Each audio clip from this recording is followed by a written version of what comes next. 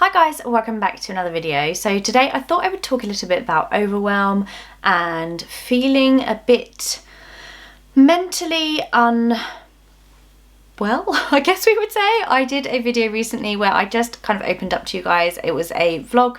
I've started doing them on a Saturday morning and they're one of my favourite videos because I feel like I can just spend time with you, we can chat, we can have like a less formal video, which I really enjoy.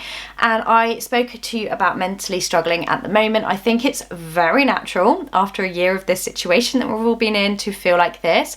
And it made me think, actually, maybe I'll do a video on tips to help with overwhelm or to help balance yourself mentally. Obviously, the caveat is that if you do feel like you are having more depressing or thoughts of depression or, you know, feeling very mentally unwell, then you do need to speak to a health professional.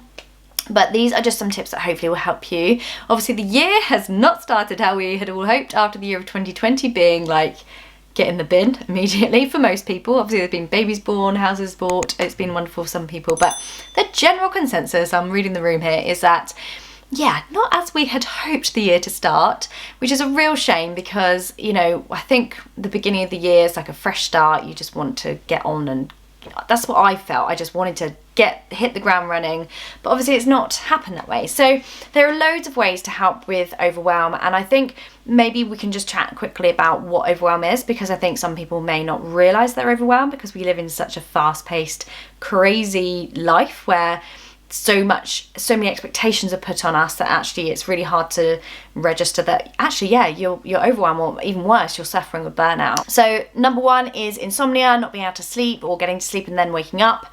It's really, really common. Obviously we've got so many thoughts running around in our heads, so it's really common as a side effect of overwhelm and anxiety is insomnia. Next up, lack of focus. You just can't focus on a task, and I really suffer with this.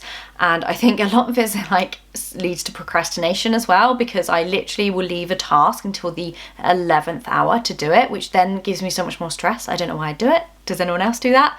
I think I'm just really need to focus on my procrastination. But I think lack of focus is a really big one for registering whether you are overwhelmed. And of course, health issues. I've suffered loads last year with TMJ in my jaw, my stomach, migraines. All of these things are manifesting, you know, stress is manifesting in different ways of our body. So register that as well. Have you had maybe more health conditions?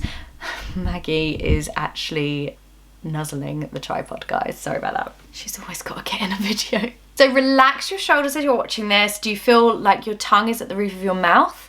Remove it from the roof of your mouth, unclench your jaw. This is what led to my TMJ, of this stressful like position, typing and like, and then actually it's so hard to come back from.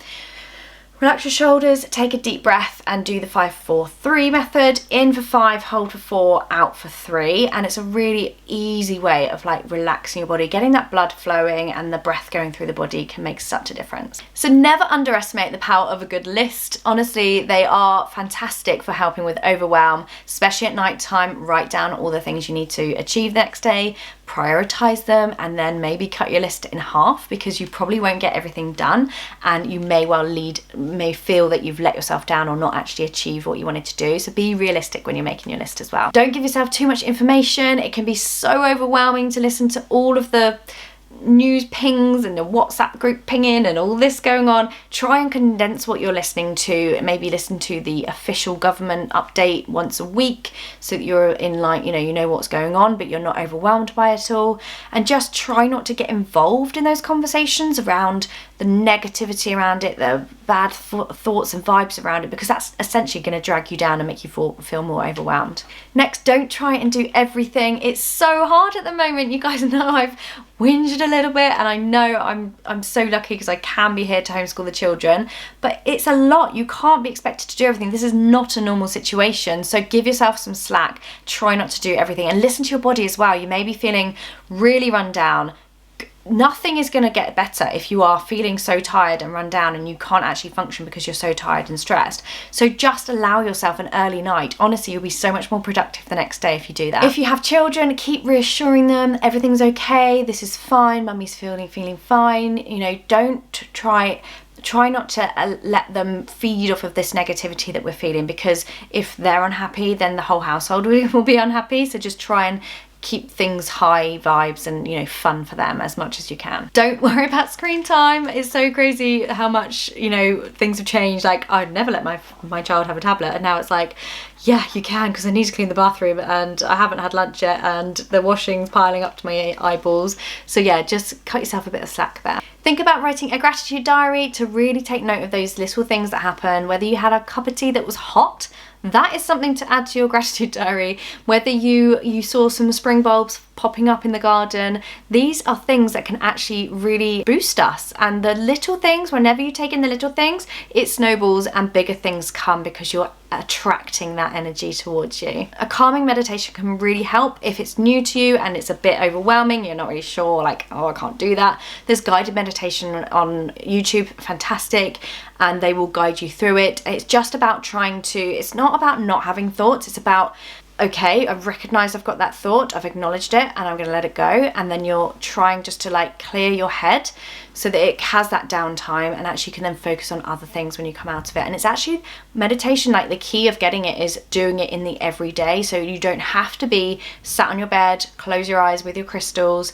You can actually, you know, do it day to day when you need to have a bit of headspace. Your mind is trained so that you can actually block out all the other senses and noises and everything going on around you. If you're working, then take breaks, have an intense 15-minute session and then take a 15-minute break, get a cup of tea, get some fresh air. You won't be productive if you just try and go at it. You'll be less productive actually. You need to take set breaks. Keep in touch with friends and family. I know it's obvious, we've all done the Zoom quizzes, the Zoom calls, but just, you know, having a chat with a friend on the phone can be so important for your mental health and for theirs as well. You never know if someone needs you to call them, you just don't know. So just pick up the phone. Keep your energy buzzing, your vibrations high. I know I talk about this and you may be like, what is she going on about, vibrations? It's the energy, you know, go and put on Elton John and dance around your kitchen, and you tell me if you come away not feeling happy. No, you will feel, your vibes will be high and you'll be emitting this energy to the universe, and that, like I said, will bring back good things and good energy to you. So it's really important to remember that you should remain positive, but you don't have to be positive every day. No one can be positive throughout this. I am such a positive person, and the last few months I have suffered because I can't keep shouldering that feeling of everything's fine, you know, we're fine. And this is not a normal situation. I've said this just now, but you're not thriving, you're just surviving at the moment, and everyone is in the same boat. So don't feel like you have to overdo it, but don't feel like you have to be positive every day. Have a down day. Last week I was really down. I had like 3 days hormonal. I knew it was happening and I could register it, and actually just let yourself just go, do you know what, I'm just gonna sit on the sofa and watch a movie. Like, I know I've got deadlines and I know this, but I'm not being productive. I'm feeling overwhelmed. I'm gonna listen to my body. So overwhelm can manifest in lots of different feelings, from irritability to stress to anxiety to being sick even. You know, overwhelm can cause physical things. So actually realize this and recognize this and try and be kind to yourself. Mother yourself, as my friend SJ would say. Like you would do a child. If they hurt themselves, you wouldn't just leave them to it. You'd cuddle them, make them feel happy, and, you know, make them feel safe. So do that for yourself. So I really hope you enjoyed this video, guys. Thank you guys so much for watching. For more everyday, Lara, Joanna, Jarvis on Instagram, Budget Best Life on Facebook, and don't forget to subscribe if you're new here so you can watch more of my videos and be a part of this wonderful, supportive, loving, kind family of mine on this community. Thanks for watching, guys. Lots of love. Take care. Bye.